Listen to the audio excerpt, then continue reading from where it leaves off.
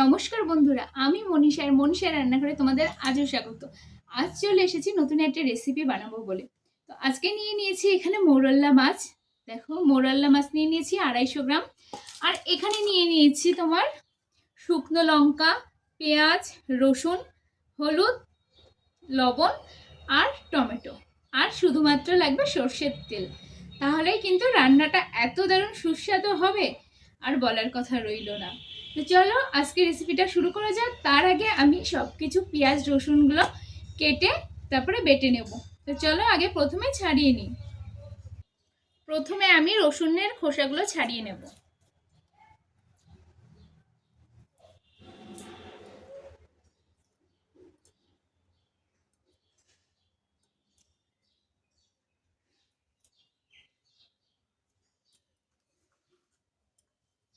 প্রথমে কিন্তু রসুনগুলো আমি ছাড়িয়ে নিয়েছি, আর এবার কিন্তু আমি শিলের মধ্যে রসুনগুলো বেটে নেব। আর শিলে মশলা বেটে রান্না করার স্বাদই কিন্তু আলাদা। আমি এখন শিলের মধ্যে রসুনগুলো বেটে নিই।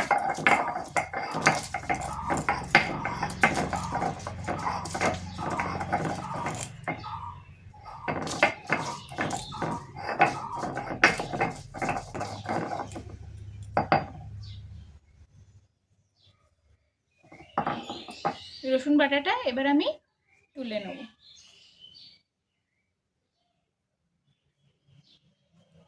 এই যে রসুনটা বাটা হয়ে গেছে, তুলে রাখলাম। আর এখানে দেখো 3টে পেঁয়াজ কেটে নিয়েছি রিং রিং করে। এখানে আমি একটা পেঁয়াজ বেটে দেবো, আর বাকিগুলো কিন্তু এরকম ভাবেই তেলের মধ্যে একটু হালকা ভেজে দেবো।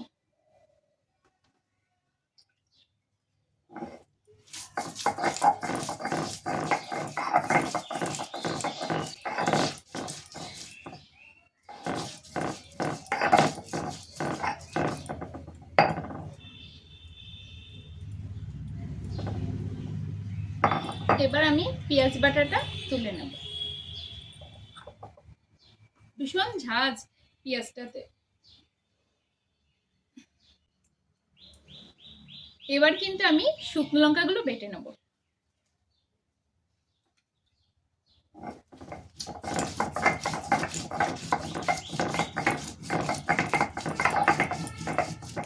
এবার কিন্তু উনুনটা ধরিয়ে নেব।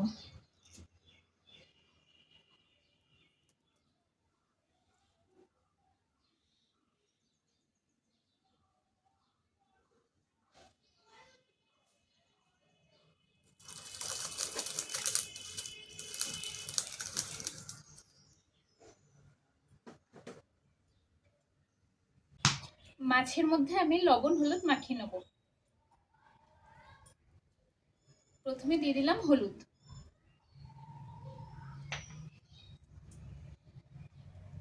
এবার দিয়ে দেবো সামান্য পরিমাণে লবণ।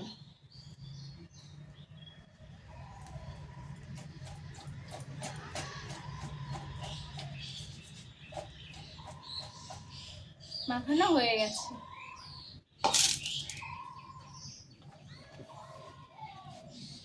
কড়াই গরম হতে হতে দিয়ে দেবো সর্ষের তেল।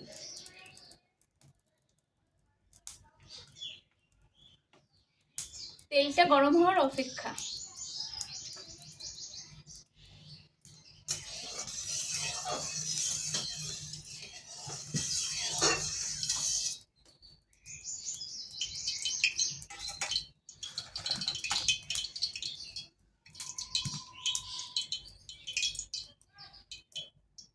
তেলটা গরম হয়ে গেছে, এবার আমি মাছগুলো দিয়ে দেবো।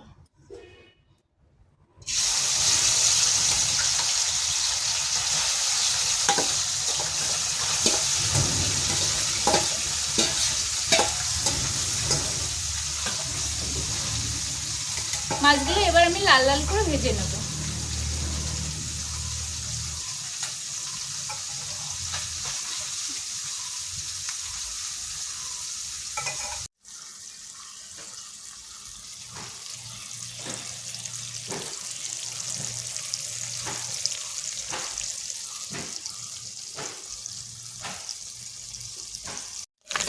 মাছগুলো কিন্তু আমার প্রায় ভাজা হয়ে গেছে।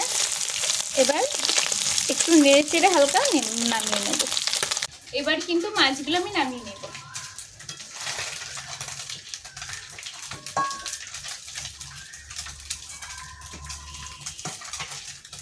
দেখো মাছটা ভাজা হয়ে গেছে, দারুণ লাগছে কিন্তু ভাজাটা।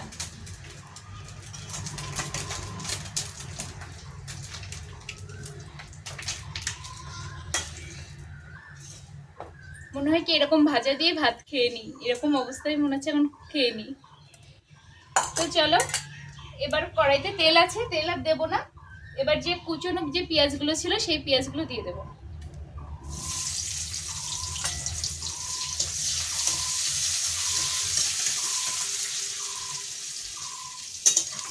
দিয়ে হালকা লাল লাল হওয়া পর্যন্ত অপেক্ষা করতে হবে।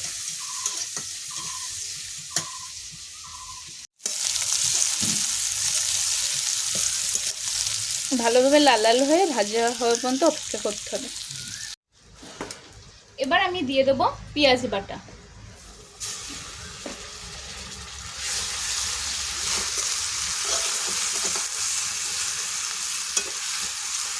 পেঁয়াজ বাটাটা লাল লাল হওয়া পর্যন্ত অপেক্ষা করব।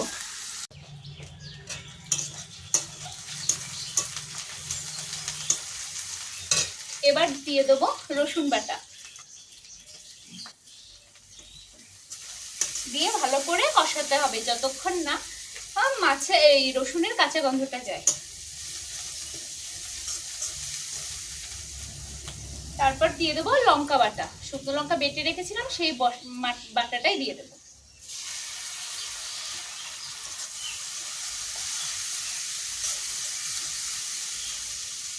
এবার দিয়ে দেবো লবণ,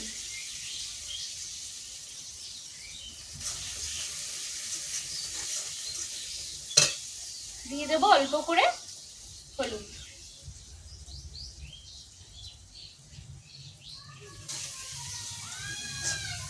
দিয়ে ভালো করে কষাতে হবে। এবার দিয়ে দেবো টমেটো কুচি,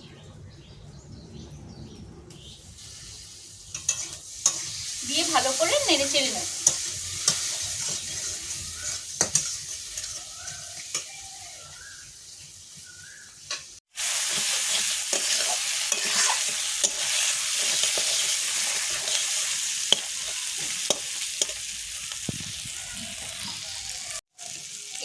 এই মশলার মধ্যে আমি দিয়ে দেবো ভাজা মাছগুলো,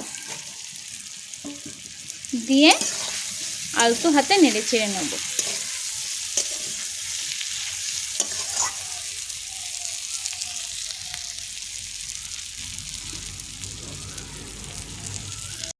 এবার দিয়ে দেবো আমি সামান্য পরিমাণে জল।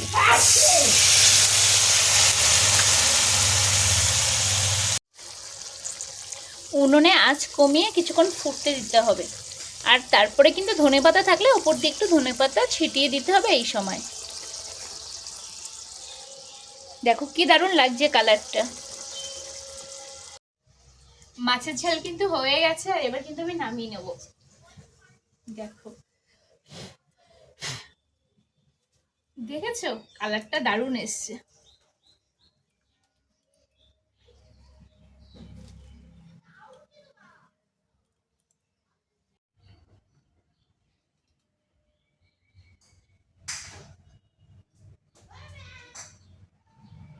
দেখো মাছের ঝালের রেসিপি কিন্তু হয়ে গেছে।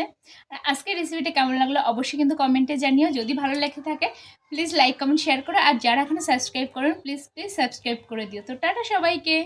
অবশ্যই বাড়িতে একবার রান্নাটা করে দেখো, দারুণ লাগে খেতে।